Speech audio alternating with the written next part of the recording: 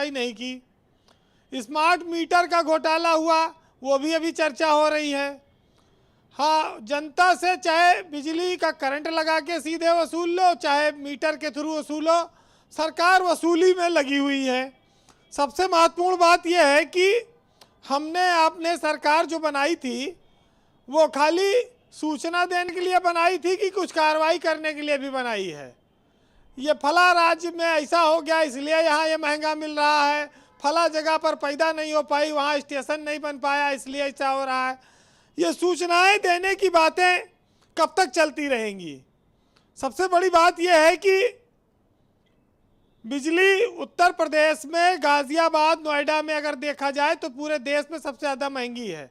क्या इतनी महंगी बिजली पैदा होती है?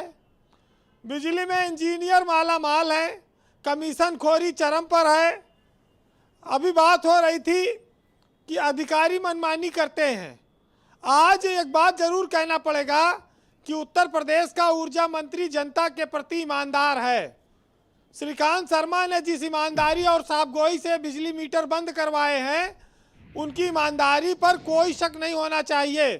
कोई आरोप 4 साल में उपभोक्ताओं को राहत भी नहीं दिला पाए श्रीकांत शर्मा, यह भी सच्चाई है। देखिए, उसके लिए अब केजरीवाल आ रहे हैं। उन्होंने मेरठ में ऐलान कर दिया है कि फ्री बिजली लोगे कि झुंझुना। अब ये जनता तय करे कि उसको खाली हिंदू मुस्लिम में उलझे रहना है या दिल्ली की तरह फ्री बिजली लेना है। क्योंकि हमारे देश में दिल्ली ने यह साबित कर दिया है कि 200 यूनिट तक की बिजली अपने वो उपभोक्ताओं को, दिल्ली के लोगों को फ्री दे रही है, चाहे जिस संसाधन से दे रही है। छोटा सा स्टेट है, बहुत कमाई भी नहीं है। सबसे बड़ी बात यह है कि जिन लोगों ने यह वादा किया था कि हम 15 लाख देंगे, हम काला धन वापस लाएंगे, हम 2 करोड़ नौकरियां देंगे, हम बिजली चोरी रोकेंगे, 24 घंटा बिजली लेंगे, वो वादा तो पूरा कर नहीं पाए। और एक आदमी ने करके दिखाया है। बीजेपी ने सफाई के लिए अभियान चलाया पूरे देश में, भाई साफ सफाई की जाए। लेकिन जिस तरह से केजरीवाल और संजय सिंह झाड़ू लगा रहे हैं, उसमें बीजेपी के भी काफी हद तक सफाई तय है। उत्तर प्रदेश में चुनाव सर पर आ चुका है, ज्यादा दिन बचा नहीं है और ये बिजली मुद्दा नहीं है उत्तर प्रदेश के लोगों के लिए। देखिए, बिजली बीजेपी का यह कहना है कि साहब अगर रात में बिजली कट जाए तो ज़्यादा भाजपा को न कोसो, क्योंकि अच्छे दिन का वादा हुआ था, अच्छी रातों का वादा नहीं हुआ था। मुद्दा बहुत बड़ा है। मुद्दा तो यहाँ स्कूल फीस भी नहीं बनी।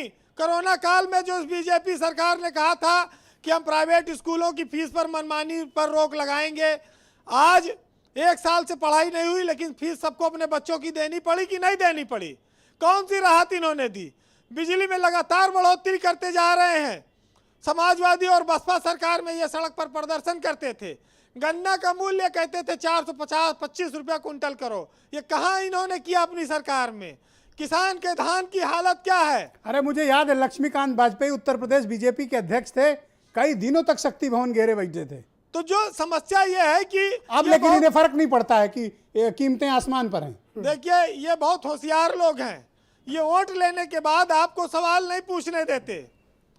और बिजली विभाग में भर्ती कुछ इस तरह होती है कि भाई, एक इंटरव्यू से पूछा गया एक सज्जन से कि भाई अगर बिजली चली जाएगी तो तुम बिजली विभाग में भर्ती हो जाओगे तो तुम सबसे पहला काम क्या करोगे? तो उसने कहा साहब जो पूछताछ काउंटर पे फोन रखा है वो बंद कर देंगे जिससे जनता परेशान न करे।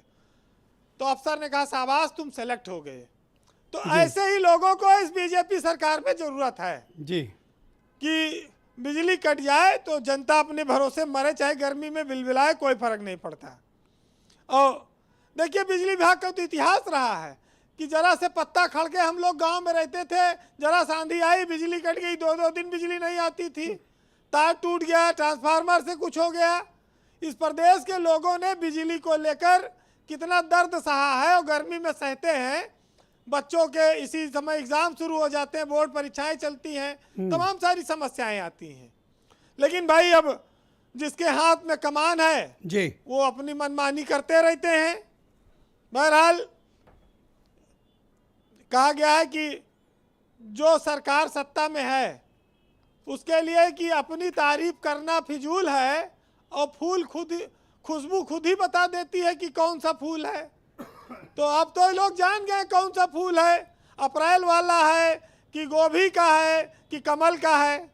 जी चलिए 4 लाइनें रखता हूं कि हर बात सही कहते हो तो हल क्यों नहीं देते, और तुम यार जमाने को बदल क्यों नहीं देते, और जन्नत को बसाना था तुम्हें अपनी जमी पर, और तुमने जो पेड़ दिखाए वो फल क्यों नहीं देते, और लोगों ने जो सौंपा तुम्हें विश्वास न तोड़ो, हर चीज नकली देते हो असली क्यों नहीं देते। थैंक यू बीरेन जी, बहुत बहुत शुक्रिया आपका, बहुत बहुत धन्यवाद। हरीश जी, लखनऊ में एक बड़ा भीषण और बड़ा मुद्दा उठा था।